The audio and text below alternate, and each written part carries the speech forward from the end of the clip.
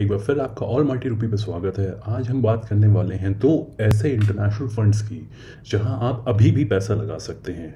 अगर मैं बात करूं साल की शुरुआत में सेबी ने जो इंटरनेशनल फंड्स में पैसा म्यूचुअल फंड्स में चल रहा था उसको रोक दिया था, क्योंकि $7 बिलियन की जो पूरी इंडस्ट्री वाइड लिमिट थी उसको ब्रीच कर दिया गया था। वो लिमिट क्रॉस हो गई थी, इतना पैसा इन्वेस्ट हुआ था पिछले कुछ सालों में, तो वो लिमिट इंक्रीज करी नहीं गई है आरबीआई की तरफ से। तो सेबी को जितने भी म्यूचुअल फंड हाउसेज हैं सबको रोकना पड़ेगा कि अब आप अपने इंटरनेशनल फंड्स में जो कि बाहर के स्टॉक्स में पैसा लगाते थे उनमें अब आप पैसा नहीं लगा सकते।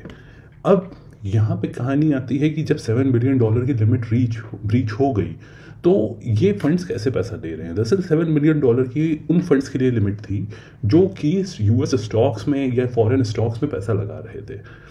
यहाँ पे जो पैसा ये दो फंड लगा रहे हैं ये लगा रहे हैं फॉरेन ईटीएफ्स में, और उनकी सेपरेट लिमिट है $1 बिलियन की जो कि अभी ब्रीच नहीं हुई है। और बस यही खासियत है कि अगर हम ईटीएफ में लगा रहे हो कि अगर हम डायरेक्टली स्टॉक्स में लगा रहे होते थ्रू म्यूचुअल फंड, वो लिमिट ब्रीच हो गई है। यानी मेरा जितना पैसा ऑलरेडी इन्वेस्टेड है वो एज इट इज़ रहेगा, मैं फ्रेश इन्वेस्टमेंट नहीं कर सकता हूँ। हाँ, अगर मेरी कोई एसआईपी या एसटीपी ऑलरेडी चल रही है तो वो मेरी कंटिन्यू रहेगी, वो $7 बिलियन लिमिट की वजह से नहीं रुकेगी। लेकिन जो मैं फ्रेश अगर चाहूँ यहाँ से स्टार्ट करना, नया फोलियो बनाना चाहूँ मैं, या एज ए लमसम में नया पैसा अपने एग्जिस्टिंग फोलियो में डालना चाहूँ तो वो मैं नहीं डाल सकता, चाहे वो आपका मोतीलाल ओसवाल का नैस्डैक हो या कोई और फंड हो। अब यहाँ पे हमारे पास ये दो फंड्स अवेलेबल हैं। एक आपका है नावी का US total stock market fund और दूसरा है आपका Invesco India EQQ Nasdaq 100 ETF FOF। दोनों ही फंड ऑफ फंड कैटेगरी के हैं, लेकिन ये पैसा जो लगा रहे हैं ये लगा रहे हैं एक ETF में। अब ये दोनों फंड डिफरेंट हैं, इसीलिए मैं आपको ये दो फंड बता रहा हूँ। सबसे पहले बात करते हैं navy US total stock market fund के बारे में। ये फंड जो है ये Vanguard total stock market ETF में पैसा लगाता है। अब ये Vanguard total stock market ETF लगभग 20 साल से भी पहले से चलता चला आ रहा है, 2 डेकेड्स पुराना। 4100 स्टॉक्स के ऊपर का इसका पोर्टफोलियो है। इस ETF का, जो मैं वैनगार्ड इंडेक्स की बात कर रहा हूँ, वैनगार्ड ETF की बात कर रहा हूँ, इस ETF में मोर देन 4100 कंपनीज हैं जो कि आपके यूएस मार्केट में जितने भी पब्लिकली लिस्टेड कंपनीज हैं उसका 100% पोर्शन है। तो यानी मैं जो अमाउंट लगा रहा हूँ इस ETF में वो मेरा पूरा यूएस में जितने भी पब्लिकली ट्रेडेड कंपनीज हैं सब में जा रहा है। ये इसकी एक खास बात है इस फंड की। जैसे हम लोग बाकी देखते थे कि अगर मैं S&P 500 में लगा रहा हूँ या नैस्डैक में लगा रहा हूँ तो वहाँ कुछ पर्टिकुलर फंड्स पर्टिकुलर कंपनीज में ही जाके वो पैसा इन्वेस्ट होता है। यहाँ जितनी भी पब्लिकली ट्रेडेड कंपनीज है यूएस में वहाँ पूरे में जाके लग रहा है।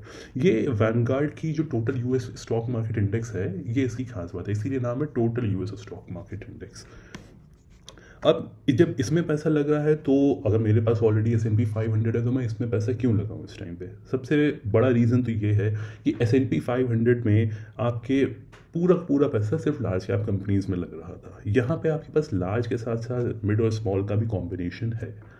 तो मुझे थोड़ा सा यहाँ पे एक मिल जाता है कि मैं पूरी मार्केट में पैसा लगा रहा हूँ जब यूएस की जितनी भी लिस्टेड कंपनीज हैं तो मुझे लार्ज मिड स्मॉल सबका एक्सपोजर मिल रहा है। तो मैं यहाँ पे पैसा लगाऊँ तो मेरे लिए थोड़ा सा बेटर हो सकता है फ्यूचर में जब मार्केट यहाँ से ऊपर जाए, क्योंकि अभी तो देखिए पूरी यूएस मार्केट नीचे चल रही है। इन्फ्लेशन की वजह से बहुत ज़्यादा सेल ऑफ हो रहा है वहाँ पे। इन्फ्लेशन जैसे जैसे कंट्रोल में आए, 3 महीने 6 महीने 1 साल 1.5 साल जब भी कंट्रोल में आ जाएगा तो यूएस मार्केट यहाँ से ऊपर जाना दोबारा से शुरू करेगी। और बस हमें उस रैली का वेट करना है, और जो तब तक जो वोलेटिलिटी हमें मार्केट में दिख रही है उस पर हमें कैपिटलाइज करना है। तो अब हमने इसीलिए इस फंड को चुना है क्योंकि हमारे पास एक तो है कि हमें यहाँ पे यूएस एक्सपोजर मिल रहा है, दूसरी चीज़ अभी इसने $11 बिलियन की लिमिट ब्रीच नहीं हुई है तो हमें इस फंड में अलाउड है अभी, क्योंकि ये फंड भी अभी रिसेंटली ही लॉन्च हुआ था, आपका अराउंड फरवरी मार्च पहले क्वार्टर में ही इस साल के लॉन्च हुआ है। तो आपके पास एक बेनिफिट है कि आप इसमें एसआईपी शुरू कर सकते हैं, प्लस जब जब यूएस मार्केट नीचे जाए तो एज अ लमसम कुछ पैसा मैं इसमें डालता चलूँ उसी फोलियो में। तो मेरी रुपी कॉस्ट एवरेजिंग ज़्यादा अच्छी होती रहेगी और प्लस ओवर टाइम मेरा एक अच्छा खासा कॉर्पस बिल्ड हो जाएगा जिसकी एवरेज कॉस्ट काफ़ी कम होगी।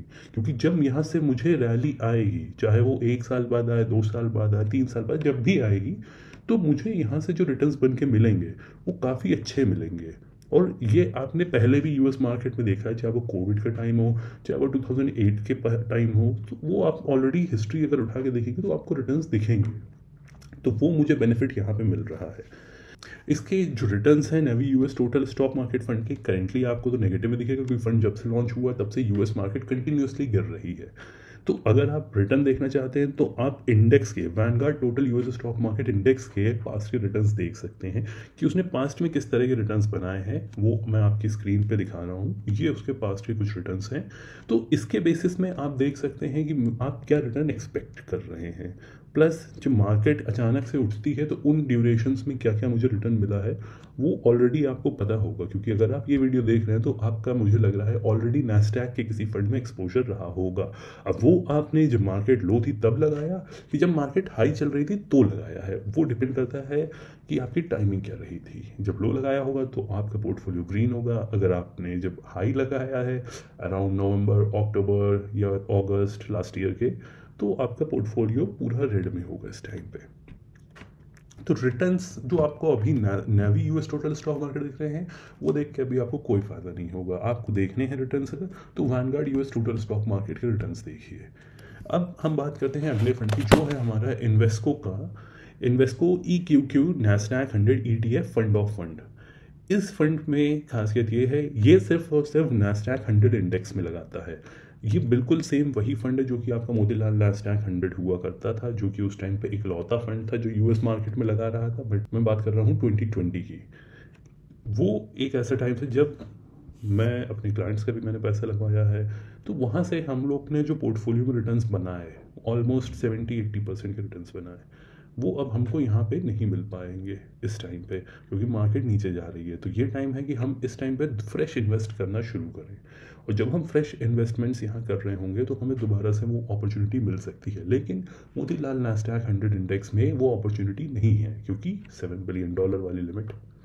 तो अब हमारे पास दूसरी अपॉर्चुनिटी कहाँ से हमें दिख रही है, इन्वेस्को इंडिया EQQ ETF से। तो अब यहाँ पे हमने जब ETF में लगा रहे हैं तो ये हमारे लिए सेम तरीके के रिटर्न्स देके जाएगा जब भी मार्केट उठेगी, जो कि हम नैस्डैक 100 से एक्सपेक्ट करते हैं, जो कि हम यूएस की टॉप कंपनीज से एक्सपेक्ट करते हैं। तो रिटर्न्स हमको यहाँ पे बन के मिलेंगे। हाँ, अब मैंने आपको 2 फंड्स बताए जिनके रिटर्न्स आपको स्क्रीन पे दिख रहे हैं, जिनकी बाकी डिटेल्स भी आप स्क्रीन पे देख सकते हैं। लेकिन मुझे दोनों फंड्स में लगाना चाहिए कि मैं किसी एक पे लगाऊं, वो आपके ऊपर है। आप चाहते हैं पूरी यूएस मार्केट में अगर लगाना तो आप नेवी पे जाइए। आप चाहते हैं कि नहीं मुझे सिर्फ नैस्डैक 100 में लगाना है जो कि टेक्नोलॉजी हैवी इंडेक्स है, तो मैं इन्वेस्को में लगाऊं।